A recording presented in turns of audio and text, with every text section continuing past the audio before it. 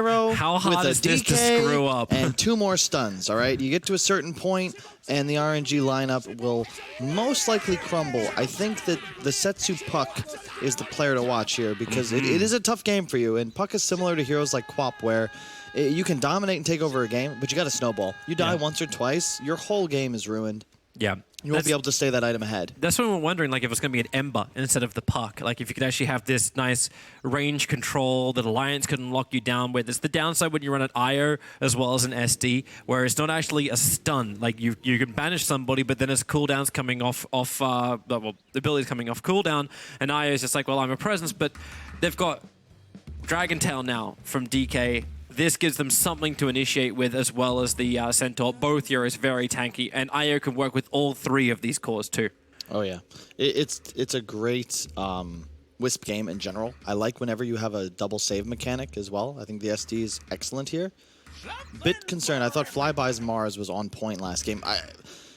It felt like him and Lanham were the only 2 players truly performing at their best, and I'm not surprised. If you talk to any players with a lot of TI experience, they'll all say something similar, which is that pretty much every time you get to the International, there's 2 or 3 teams playing maybe a little better than usual, and everyone else is worse. And it's similar when you have these clutch games where there's so much on the line. You could feel it in that last game that there were huge implications on the match because both teams just making some weird missteps that are not something we see often. It's the pressure. Like, it's the biggest event that happens once every year, and while we're not there right now, that's what these teams are fighting for. That's the pressure that's on them to really step up and perform. And if you want a team that's had such a hard run to get there, Alliance definitely comes up. Be it injuries, they stuck together. These are now the new power of Swedish friendship. Like, they're just trying to make sure that they can make this work, and they don't want to give up on it. And that's a big thing for him. But at the same time, RNG, like, China is one of the hardest regions to play in, and Lanham has managed to bring this team together. And Setsu, I gotta say, man, like, this guy, like, I really want to see what he can do on his Puck to see if he can really shine at this mid role against Koifa, who's also been stepping up lately. Yeah, it's definitely a DK favorite matchup. Puck can win it if you get a double wave going, but much more difficult the new way mid is played, and Koifa should pull ahead as this drags on. It'll be interesting to see how Afu wants to play the Chen. He's up top right now with his Sven. But I like what Alliance have done here. They put the Wisp Driver on the off lane. It's actually, I think, a better spot for these 2 heroes because you can play. You're all about mobility and move speed, and you can play around the side trees, rather. It's very difficult to be taken out, especially by a passive lane like Warlock Mars. Yeah, it seems also like any kind of harassment they try and do through the binding, like through the fatal bonds, like it doesn't matter when you got Naya sitting behind you. So a lot of their harassment power is just negated. And you want to play away from the Chen with your carry as well. And Centaur top, sure, you could try to dive him if you're Afu, but it's just not really something that works with much of a success rate. Yeah. So Chen needs to have he still does need to have an influence. He can't just sit in the lane and farm. So either you're dragging this lane equilibrium back, or there is a successful rotation. Maybe there is a movement to bottom lane to catch out the Ire. A lot of it is on the Puck. There isn't a natural playmaker on the side of RNG except for this Puck. The supports, sure, a Chen could move around, but I think what's more likely here, and this is something to keep in mind, this new Chen with the old Coddle port in, he can drag his Puck, his Mars, and set up ganks in this top lane very easily. This is actually such BS. The Harpy is zoning Boxy out of the lane. He's trying to heal up in this very small slither. You won't really risk much with the Harpy, and he ends up canceling the last part of it. But Afu, yeah, that's too many poison stacks from Insania. The 6th one will be able to connect, but no, Afu will live. And dodges the next attack. Now Insania, he's going to consume mangoes. He knows he needs a little bit more in the tank for it. And Afu, is he trying to bring in a little bit of extra? Okay. Has he got some help with the stick charges? Yeah, he does. He was bringing Monet into the fight. And gives him the first blood. I thought for a moment, to say, like, wait, is he actually dragging someone? You bet he is. And that's going to be the first blood going the way of RNG. That's really fun. That was a nice play. Afu is one of the better Dota players in the world. Also, one of the only members of a Chinese team I've ever convinced to come to karaoke. Really? Yeah. I would ask, what did he sing that wasn't Chinese? It was a long night. Don't really remember. All I remember was a lot of enthusiasm. All right, that's what's important if you're singing, guys. You don't have to sing well, just do it loud. It's the rule of karaoke. You always have to applaud and work with them. Like you can never insult. Mickey and Tiger trying to get aggressive against Lanham, but that's why Flyby is there. And Afu has just been having a... Like, if it wasn't for that kill, like Insania, you'd feel like he's having the better time here. Like, Afu's going to hide inside of Roshan. He's got 3 poison stacks on him. Begins his TP. Koif is too far away. And even if he was there, not a single point in Dragon Tail. So they can't cancel the TP out. Yeah, it's a passive laning phase so far. It's to be expected. Surprised that Setsu's doing so well in the mid lane. This is key for RNG because, as we've said, you know, they can turn Coil into kills quite easily. Man, this Warlock fatal spam, so annoying to deal with. It's the reason this hero is viable again. Now it's just a scaling % bonus. Yeah, but Tiger's still looking to fire it. Like, he's building up stick charges as much as he possibly can. Because they've got the efficiency heal. You got efficiency damage, and then you got efficiency heal. So now, with the Rocket Barrage, he wants to go on Lana, but that's why Flyby moves a little bit closer over. He's looking for a good hit, but where is that target? The spear is available, but he needs a tree to work it onto. And now, well, Tiger, he's right there, McKay. Complete miss. As she splits them up, and actually Tiger, one more hit from Lanham will do it, but that's why he's salving up already. The Fatal Bonds connect him, actually, so he won't get through the heal. It'll be... I'm not sure how they're going to get the Sven like really accelerating into this game. That's my one concern with the RNG draft. I feel like it'll end up just being them playing around this top side of the map, but at a certain point, they're going to rotate the gyrocopter in with the teleport, and if they can time that for when RNG look to make their move, they'd love to have call down available, because do keep in mind, if Setsu rotates, there's going to be a DK middle. Now the hitting level 6, Koif will be able to take out that mid objective quite easily if he's left to his own devices. Yeah. But that's why RNG need to have Mars actually step up as well with his rotation, look to work with the Warlock. Monet's in a little bit of trouble, but and Afu with this damn Harpy and Perch Creep, he's making Boxy's life very miserable. Boxy's still getting some good CS, but if you look at the 2 top CSs, it's bouncing between them with the net worths, but it's Puck as well as Sven, and DK's nibbling. In fact, now he's moved into 2nd position. Yeah. It's still a great game from Zetsu. This is really not a favorable matchup for you middle. Bottom, you can see the Sven is rotating again. Straight for the Wisp. Yep, lines him up so they can pin him up against the tree, but do they have enough damage to actually get the kill on Tiger? A quick tether up, that looks like it's almost enough. He's taking damage from the creep wave. 14 HP, 5 HP, the creep wave's gonna stop getting hit. Oh boy, Fatal Bonds is a real thing. I think Lanham had put the Shadow Word on him. I wasn't sure. It could have just been the Fatal Bonds, as you said. I didn't notice what the animation was before camera switched. Let's see. Yeah, this is to be expected, though. You move the Sven out of top. I like this, because it's either you try and play up there, but for reasons we've discussed, like, you don't want to necessarily commit super hard and just let Koifa hit your tier 1, especially because you'd be making plays into the Sven. Instead, make a rotation, find the kill, and now Sven just sits bottom, you move the Mars up to top. It makes a lot of sense. And Alliance have no choice but to move their cores out of the bottom lane as well and put the Centaur down bottom. Boxy with the ultimate. I'd love to see him use it a bit earlier than he did in the previous game. If he can set up the rest of his team to fight, maybe they can do so. SD's ready to rear. He's CP down to bottom lane, while Afu's gone into the dire jungle, and yeah, he looked for the stacks that's meant to be Gyrocopter as well as Io's experience and farm. They're actually pinging already. It's like, hey guys, like maybe we should think about this. This is really cool from Afu. I love this play. It's just a little bit of economy damage. It's similar to, like, you ever watch StarCraft? He's like killing some probes. And it also ensures he gets a nice creep before he comes to look for kills bottom with his very farm Sven down here. Now we move out of the mineral line to the disruption. Hoof stomp. Fatabonds connect him up. And now Monet still wants to try and fight, beating into Centaur, but Afu's coming. Man, Monet's got so much life, but yeah, with the help of Chen coming in through the rear box, they just want to keep chipping away. They can focus towards Insania. Oh, missing on the Centaur Stomp, however. That's not exactly what they wanted. Insania, they have to purge him up to slow him down. And Monet needs to get in range to get him another stun, and he has it. Speed yourself into the trees, and Insania, defensive disruption will let him survive a little bit longer here. And Monet just cleans straight through these illusions. They do not survive. And thanks to those phase boots, that's why he was able to close the distance. So 3-0. RNG looking pretty decent so far, at least on the kill board.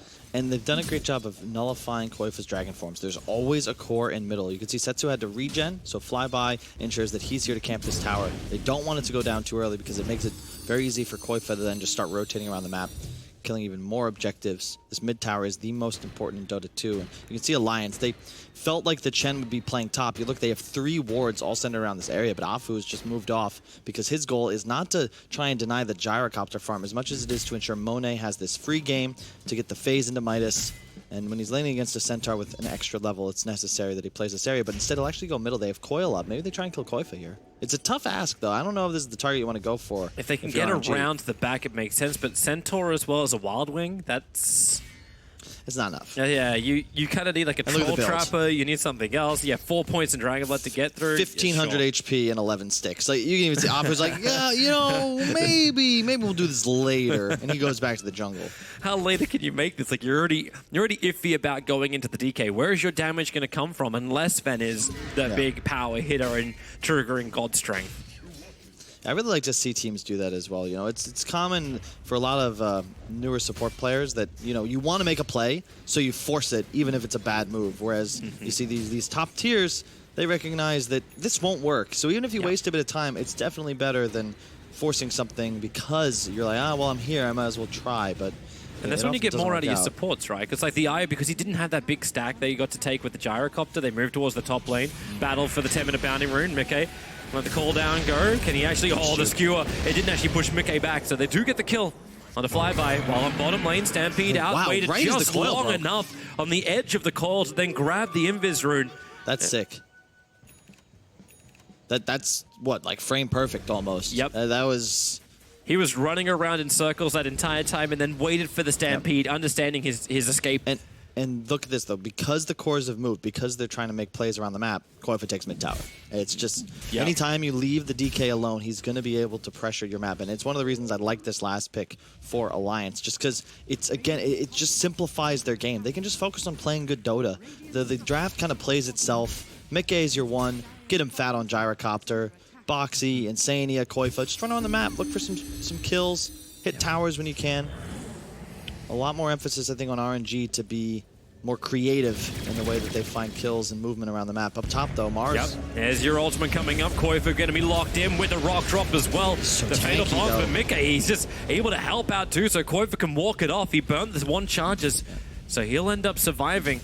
And RNG, first time they drop the rock as well as the Arena of Blood, and they don't find a kill for it. They didn't even get him to below half health. Like, he's not even threatened. He said walking it off. He's still jogging. He's going to go all the way back to the shrine, heal up to full, no problem. Maelstrom Rush on Mickey. I do like this after the double Wraith Band. It's the most efficient farming tool you can pick up. And you'll need that to keep up with the Sven. Sven finished up a hand of Midas at 11 minutes. So a little bit more of a free lane from him. But speaking of free lanes, like you can try and take this top. The bottom is still being pressured because RNG's brought everyone towards the northern lane. So Boxy just attacks on the bottom. He is so hard, 106 plus 18. He's actually winning the tower trade-off. Mickey comes a little bit too close. He doesn't have any kind of mana because he wasn't part of it, but then the relocate save out. Away from the Centaurs, TP support will now come in. Koi to the front lines. He knows it's a tanky frontliner. Looking towards Afu. Mickey now with a call down. A little bit too deep in for Setsu. He'll have to phase shift to dodge a lot of this damage. Combining it up with the silence. He's got his ability to jump away from the balls, but Insania still kills him with the poison. That was super well played by Koifa and Insania because the Dragon Tail stun is not enough disable to prevent Setsu from actually orbing away. So there's a disruption on top of it. A bit of an overlap, but it doesn't matter because it ensures Puck stays centered, and that is the key kill. Look at his net worth. All of a sudden, from number 1 to number 3, felt like just 2 minutes ago, he was in a dominating position. Of course, you got to worry about the Monet Sven, who was not there, but that's a big win for Alliance. They also defend their objective. Great reload. The Centaur was also not there, so he finished the tier 1 tower. He took all that farm down on bottom lane, and he's building into the big tankier items as well. Like, that's where they got the extra jump of money. Yeah, you take the fight, but Alliance also gets tower gold. And you got a little bit of an edge on the supports of RNG, but their Mars is falling behind, whereas, as you said, Boxy, 1,700 HP and a hood. If he picks up a pipe at an early point in this game, you remove all of Puck's damage. That first round of spells just completely negated by the pipe active. Koifa with the DD, no dragon form, but still going to look to get aggressive here into the enemy jungle because he's just unkillable right now. And you know RNG is playing around your top side of the map because of that nice ward on the top shrine. I think they're trying to get Setsu to engage. Oh, he whoa. actually jaunts himself in to the middle of Io and Gyrocopter. The cooldown will come as quick as they can. He can phase shift quickly, but there's no stuns from this. No TP support coming to the tier 2 tower. The orb is going to jaunt himself a little bit further down, but Stampede, he had just enough of a slow that Setsu couldn't move away quickly. The homing missile is on him, so phase shift all you want. He's got another orb in 1 second, but it won't work. The top tower is still taken by RNG, but Setsu drops once again. Monet not involved in that push. They're still being efficient on Sven, as well as taking the tier 1 tower on top. So objectives are coming for RNG, but Alliance, they are really just having a tussle with this puck. Yeah, but keep in mind, the Chen versus Wisp matchup is focused. It's Chen favored because you can usually take towers earlier and then outfight the Wisp. You can't really relocate in, team fight you because of the creep and heal advantage, but because they have so much AoE, you've got the call down, the center, like the team fight of Alliance is nuts. If you can play around the Golem and the Fatal Bonds, the damage of RNG is either not enough or easy to kite. Yeah, sure, Monet is going to be huge here, but it's not difficult to just purge him as he tries to run in forwards with the Warcry up. It'll get removed as well, or just disrupt the target that he goes for, look for a relocate out, or just some sustain from the Wisp. RNG, they've got to get onto the supports if they want to find kills on Alliance in a full 5-on-5 engagement. They're having another crack. The homing missile over on Setsu, the balls. That earlier harassment and a quick phase shift and jump away to safety. Rune's up in 15 though. Box is taking some damage. They are really trying to be as aggressive as they can. Insania is just spamming out as much Shadow Poison as possible. Yep, a little bit too close for Koifa. Remember, it's the two tankiest heroes that Alliance has to offer. Centaur's looking at his brethren, Koifa, into the dragon form, and maybe they think about backing up. Already the first time, Monet grabs the bounty rune. The bottoms will go to Alliance, but it's all about the Hoof Stomp follow-up into the control for Flyby. He's actually got the wall up and running. They're keeping him on the edge, maybe with the cooldown. Mickey, he's been relocated in, but the rock will drop from Lanham, creates enough space for RNG to now turn around with a double summon Io as well as Gyrocopter. Here comes your puck as well with the silence. They can't move away, but RNG, they don't need to go anywhere. Apart from death, Alliance hold their ground and keep the damage rolling through. They'll all snap the Dream Coil, but Alliance claiming this event, claiming the two supports. Oh, it's Annie. Careful. That's the Chen army right there. That's not neutrals. They're not friendly at all. But Boxy will farm them up and kill them. And there's the benefit of the Wisp, right? Because you have Io Gyro playing bottom. They get both bounty runes as the rest of the team looks to force an engagement on that top rune. And much like last game, it's Boxy just being the beef in the front lines. You try to kill him. You throw the whole initial barrage of spells. But because there's no puck, you do not have the damage to kill him off. Even with great micro from Afu, he was trying to live as Koifa chased him down while microing Centaurs to prevent the defensive disruption. But it's still just not enough. He's too tanky with that hood, the phase, and near 2,000 HP. Man, it's kind of crazy with RNG already having that same kind of problem they had before. It's like, okay, so who do we initiate on? Yeah. Like, going on the Centaur is so difficult. Going on the DK is even harder just because of the great start. And we're doing this before we even see major items starting to arrive on the DK. Just braces, treads, going into Blink Dagger now for Koifa. He knows what he's capable of tanking. Yep. He has 8+17 armor, 1900 practically in the HP, and he's regenerating at 24 a second. I really enjoy that because Boxy, of course, is itemizing for tankability. You went for the hood first, so you cover your lack of initiation because DK is just so strong. He's not a real target for RNG. So you buy a Blink, he immediately can get onto Afu. If Setsu were there, he'd probably look to target him as well. And you need that ability to jump the Chen or the Warlock the puck. You don't want to be in a position where a BKB Monet can just run forwards and you have no method of getting past him to attack the targets that are truly valuable. And Lanham, of course, finishing up a Midas. One of the greediest 4 positions in Dota 2, especially in China. But we've seen him in previous games roll up with, I think this one game he had like an Ags refresher and it was like 28 minutes into the game or something crazy like that. And it's pretty fearsome when you have both double Fatal and Golem available. Setsu now able to match the initiation potential of Alliance. He'll pick up a Blink. Boxy as well will finish his in just 60 gold. But you also got the mech completed over on the Io, so the regeneration to keep these cores alive is getting even stronger for Alliance. And I thought maybe he would have been delayed a little bit just because they lost that stack. Like right now, Chen is doing it again. He's behind the lines. Boxy's like, okay, guys, like they're messing. They're messing with our camps again. The Delta split. This is just like, save the creep. I'll take the Centaur. He's only a cheap imitation anyway. Yeah. I'm thinking Boxy's going to be going for the Solar Crest. I imagine that's what that casual chainmail is for, and I love that item decision if that is truly what he goes for. Because if you just make sure your Gyro DK gets buffed up, It's both the damage amp and the survivability. It's so cool to have, especially when you're playing this single core line. Well, not single core, but, you know, the gyro's supposed to come a hyper carry. Nice blink from Koifa. Oh, Setsu still actually let the Dream Core go down. Koifa will turn around. It's like, yeah, you don't get this camp for free. Yep. I earned it with the blink. But even if you go in there, right, let's say you find that initiation, he's still a 2k HP Dragon Knight with a full wand. Yeah. There's a relocate ready, and Boxy would have Stampede and Teleport prepared as well. They had full vision of that movement thanks to the lane ward, and he still was not afraid. This, though, this could be a timing for RNG. Vlad's and Blink active. Roshan has got to be something you're thinking about, but with no BKB on Monet, they might need to just chill a bit on the gas. Yeah, just a little bit more time, Koifa. Well, Flyby was there, and Koifa still looking to go in. He has his own Blink Dagger ready, but he needs his target. Skewer him back into the trees with a spear. So Sven needs a little bit longer. He's 600 gold towards the BKB. But with the bottom lane, bottom jungle being pretty unattended by Alliance, he's got all the free space to do this. So yeah, they're waiting. They need to wait. Yeah, but he will be able to be summoned top. That's why this team is playing so aggressive, even without their 2 cores, because they do have that Chen. You have no problem summoning in your allies if necessary. You are hitting a bit of a damage spike here, but it's all Monet, really. You know, Puck and Mars supply burst control and damage, but if you want to actually have sustained DPS in the fight, it's all in the back of this Sven. I like how Tiger actually grabbed the double damager, and they're going to jump in with a Blink Stun right on top with the Hog Stomp, catching the entire Chen army and Chen himself. He goes down with his menagerie. As RNG want to try and have a shrine battle if Alliance wish to do this. Boxy. Moving Runes uphill. up in a second. Careful, not up into it, but he just gets the runes. Alliance will be able to claim all of them. IO has relocate available. And the BKB also arrived for Gyrocopter. They were ready to come if they needed to, but they didn't need to. It's just such good play this time from Alliance. They have those great wards placed by Insania, so they have full information about what RNG are trying to do here. And then they plant Wisp Gyro bottom, even naked, no information, vision on the map in this area. It doesn't matter because they know RNG is looking to play top around this Roche pit. Yeah.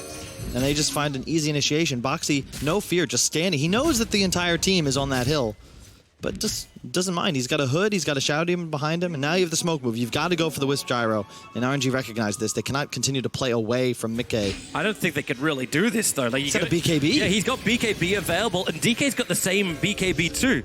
They'll relocate all the way back home. Maybe this is worth a TP over. But no, look how scared RNG are. Boxy is doing the scouting. Unafraid He's Boxy just walking in. There's no vision here. He'll jump forward. They're going to put up the blood, and maybe Mickey BKB with a cold out and Black Cannon. He's got a lot of damage with the rock combining together with the 3-man launch. They're going to live through all of this. A quick stampede away to safety. The Raider fight again. Koifa on the hillside. He'll jump in, but the upheaval. They're so slow. The double stun is out. Insania wants to do his work too. Now Tenor from Tiger. Where is this damage? Flyby. He finally gets himself in and letting Monet do the work with the slow. Alliance, what have you done? They've walked into no slow. They were meant to be the Immortals, but now the penitent Koifa, he can BKB and get back to Shrine to fight with Mickey, but both BKBs are down, and RNG, like sharks, smell blood in the water. Just overconfidence from Alliance. The heads-up play from Lanham, though. I feel like I don't see many Warlocks utilize what I think is the second best skill of this Warlock. Upheaval. They don't have disabled. They need Monet to be able to deal sustained damage, but they don't have that lockdown once the Mars Arena and Puck Coil are expended, unless you get this full channel upheaval on the entire 5-man lineup of Alliance. Boxy survives Pop Stampede, but they're just so confident. They're not using it to regroup on the high ground. They're just standing there looking to continue fighting, but you can't go toe-to-toe with Monet. Going in again over on the Chen. Flyby pushing back Koifa with that spear, but the homing missile will connect, and Mickey gets the kill. And now, yeah, look towards the pit. Koifa, the Dragon Form's already been expended. Maybe they thought RNG were doing it. Remember, Koifa didn't have his Dragon Form up in that fight either. Oh my god! They have no vision on the Radiant side of the river, so they blink aggressively forward. The upheaval is up. Koifa can't walk away. Boxy's moving in. The hoof stomp will arrive, but so will the Dream Call and the Arena of Blood. Pushing Koifa into the wall. He's going to try and tank through all of this. Insania is there to help him out, but they can't move through the arena. Now, the charge forward from Alliance. All they wanted was a fight, and they've got it. Phase shift, and then the quick jump away from Puck. He'll be back out to safety, but Boxy, the hoof stomp in the back. They reload. They reload away. They actually left. They left him alone. The Centaur. Oh boy, that's how they became extinct. Alliance has gotta take some deep breaths here, Toby. Wait, they reload in. That's why they went out. Yeah. All right. but it's But still... Tiger had to stay tethered to give Mickey the power to continue the fight, but they had to wait so long to get through the Arena of Blood that they were between the cliffside and the bottom of the arena. They could have just wrapped through the secret shop, but then they had to separate as a group. You can see, like, there's still so much confidence that Alliance are playing with. RNG recognize, like, they can't just win this fight if they initiate on a DK or a Centaur. They've got to throw out a round of spells, force the response, kite back, look to reinitiate with the big Fatal Bonds Golem. But because Lanham whiffed the Fatal Bonds at the start, just trying to initiate on Centaur, you don't have damage anymore. It's just not possible to take out these Alliance heroes without the assistance. And BKB duration is going to become a concern for Alliance as this game drags on. They need them just to be able to avoid those fatals. You have a Mjolnir finished on the Gyro, of course. He'll have a ton of damage outputs in these upcoming fights. Roshan will be the next objective. Everything available on this Radiant team. I kind of actually like this from Setsu. He's building for, like, he actually has a level 5 Dagon queued up. Could have gone for the Aghanim Scepter, realizing there's a whole bunch of BKBs in here, but it's like, no, I need to get that burst damage and kill off either the SD or the Io. Get rid of these supports in the back lines. I think it's the right choice here as well, because Insania, you're going this Aether Lens first on Shadow Demon, as you would usually do, but if the Puck's able to find you in the back line with a Veil, Spell, Dagon combination, you could just go 100-0, and that'll completely remove Alliance's ability to play around these big stun cooldowns of RNG. No longer can you disrupt or kite Sven through his BKB with the Purge. And if you don't have the Purge, there's really no answer to a BKB Monet just charging forwards. Look at RNG as again. So, boys, like 5 minutes has passed. Are you ready to go again up on top lane? Yep. Smoke up. The runes will spawn in 8 seconds time. And hey, Alliance is here. You can bring in Gyro and Io through the relocate. Koifa moves forward, does not BKB. He'll take the Stormbolt hit. Now Mona's already got it in the wall. It's absolutely perfect. They get the kill already onto the SD. Buyback comes quickly. Remember, they've got the extra TP in. They can just go towards the Shrine. The Rock will drop it. 3 heroes combined together. Monet with his BKB, focusing on Tiger. They want this Io gone. They're able to do so. Buyback available for him as well, but Mickey's BKB is all starting to wear off. The Purge from Monet trying to get up the hill. Koifa's already got himself a double kill as well, taking out both these supports and then blinking forward. Where's the stun? Flyby tries to push him back out, but they want Monet under the Shrine, and they're going to claim him as well with Disruption.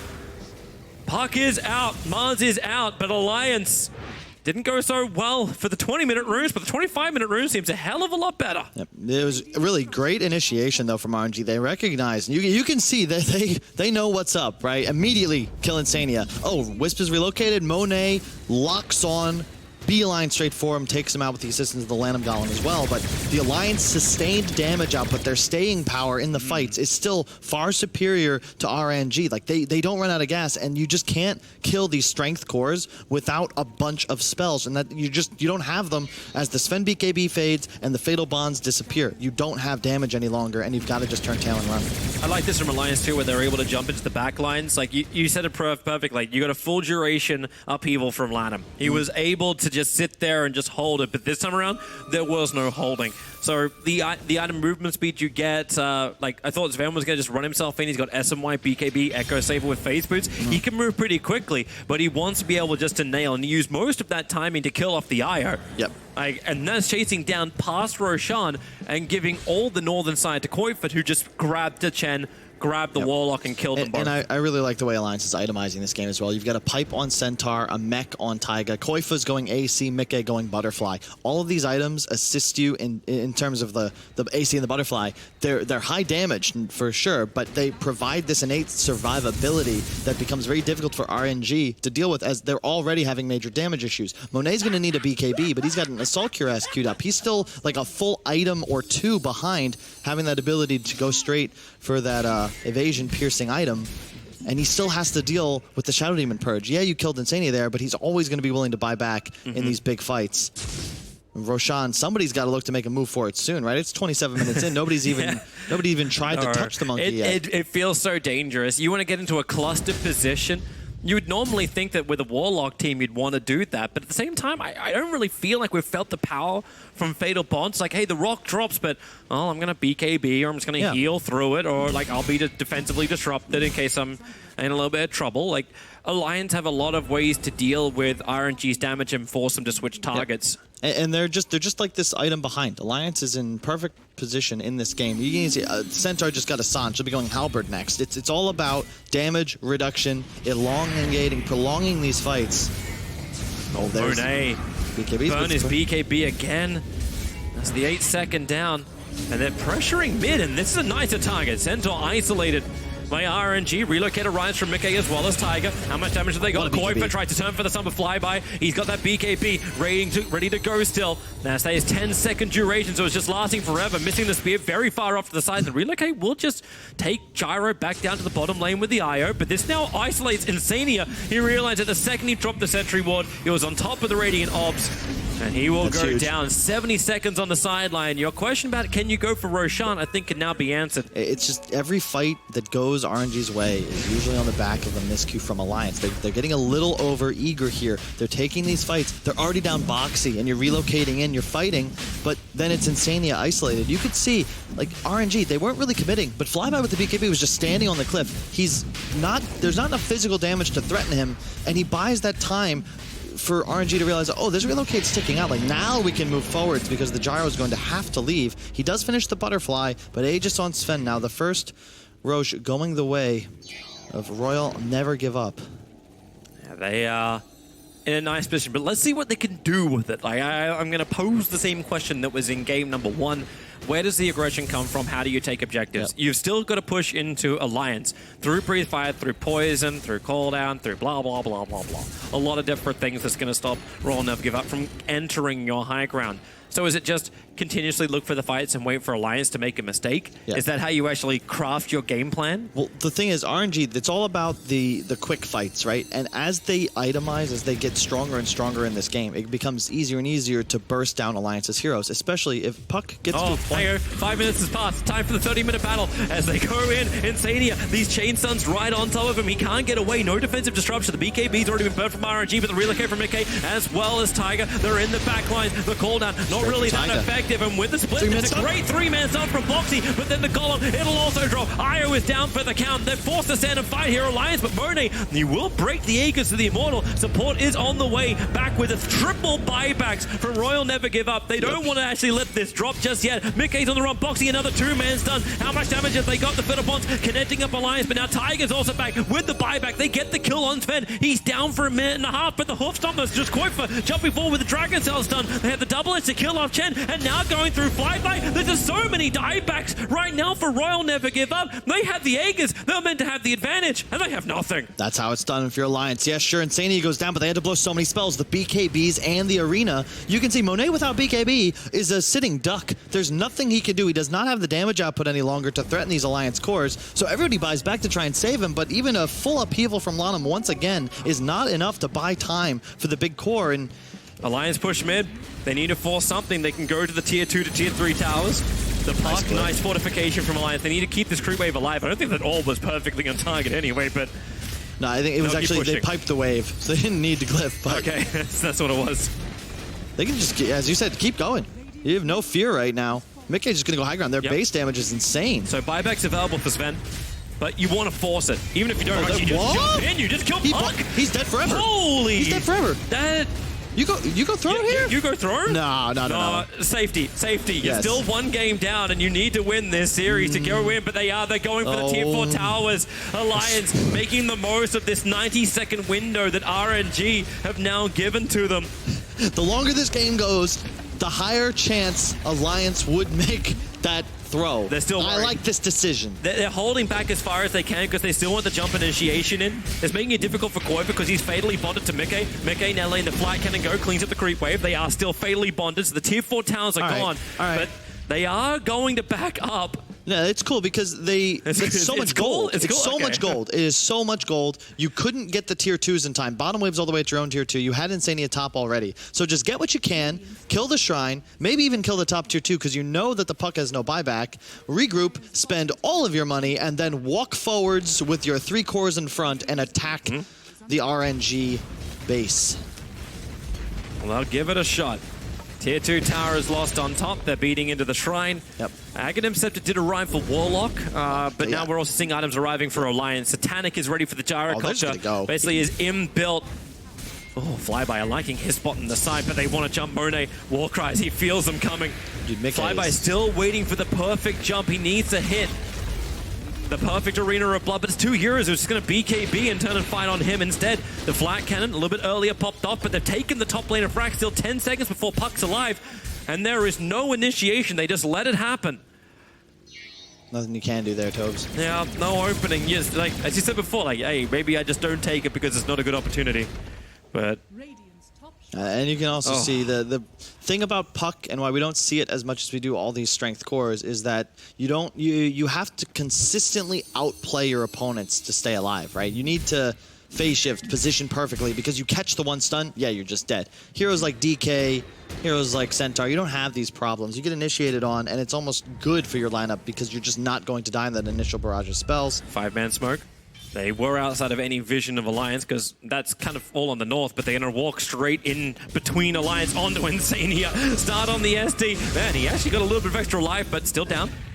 Alliance, yeah, just this isn't fighting in the way that they want to fight. In fact, Monet finds Koifa. Blink Dagger's on cooldown for 3 more seconds. Koifa now getting hit. They're moving over. Alliance looking to try and fight because they're going to double damage rune on the Gyrocopter. They need to bring his damage in. As Centaur, can he get close enough? He wants to help Koifa BKB. The Rock will drop line too. Probably won't get himself out that one. In fact, Bossy, yeah, double kill. Finds him in the trees, and these never-ending Glimmer Claims. They just can't see their target. They just can't kill it. Koifa blinks forward. This may just be the game right here. Monet is dead. They can go down mid, or they could just get the GG call out. Alliance take game 2 and force a third, keeping their hopes alive for TI9 DPC points to get that spot away from eHome. Yeah, a much better played game as well. I think the draft has a lot to do with it. It's a lineup they're far more comfortable with. They've got the Wisp Gyro, they've got the DK. It's a lineup that almost plays itself once you get into that position. A couple miscues, but it's not like RNG's playing poorly. They took fights in the optimal way. They were able to get a couple engagements that perhaps should have gone Alliance way just because of the superior positioning, but it just takes that one. It just takes that one fight, a little overextension from RNG. They blow too many spells for a support, and even though you get both, Taiga's buying back, and the 3 strength cores, it counts out as a strength hero.